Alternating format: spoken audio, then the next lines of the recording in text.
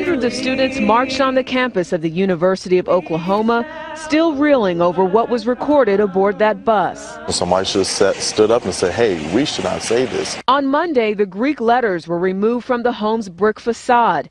As a fleet of moving vans assembled outside of the frat house, the university's president stood alongside OU students. I don't have words in my vocabulary to adequately describe how I feel about people who would use those words in that way and chant in that way. 2 Oklahoma students expelled for the vile racist chant captured on video, then released for all the world to see recently. Frankly, there are calls for plenty more to get the boot. But learn what the students are experiencing and how they're reacting by asking one of their own. Our guest, a student at the University of Oklahoma. She's also a senior producer for OU TV, the student-produced TV station. She's getting an earful from fellow students. Welcome Lauren King to MidPoint. Lauren, thanks for being here. Hi. Hi, thanks. I appreciate it, Ed. Lauren, there is such a shock that came when people first saw this video. It still is very shocking. Are the students themselves, because let's face it, this is their community. They deal with the frats and sororities every single day. Were they as shocked as the rest of America? I don't know if shocked is the right word. I think it's more disgusted and hurt and ashamed of OU students, because we are a family at OU and we do have such a tight-knit community that it was... But they knew that things like this go on, right? This isn't as something that all of a sudden just slapped the students and said, wow, we've never heard anything like this before, right? I mean, to some extent, yes. I don't think people realized, most people that we've talked to didn't realize that this was an institutional chant that was said all the time or said in joking or whatever. But I think in today's day and age, it doesn't surprise people when people say stuff. People joke about race, people joke about sexual orientation, about other really sensitive topics, rape. People throw jokes around about those things. So I think that it's hurtful and sick, but I don't think anyone was like, oh my gosh, like, I had no idea people said that word, because that would just be unrealistic. Have you noticed around campus people now starting to pull back on some of those? You talked about jokes about rape, jokes about race, jokes about many of the sexual abuse has always been around there. Have you seen them pull back a little bit and people being a little more guarded?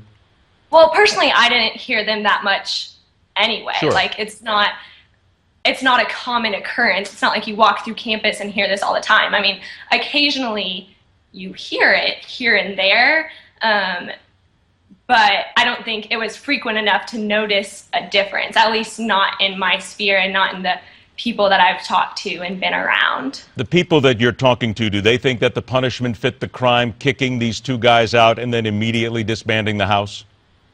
Well, as a student journalist, we've talked to a lot of people. A lot of people have come in and out of our doors in the past, 3-4 days now. Almost everyone we've talked to has said, I'm so proud of how President Boren handled the situation. It was classy, he acted quickly.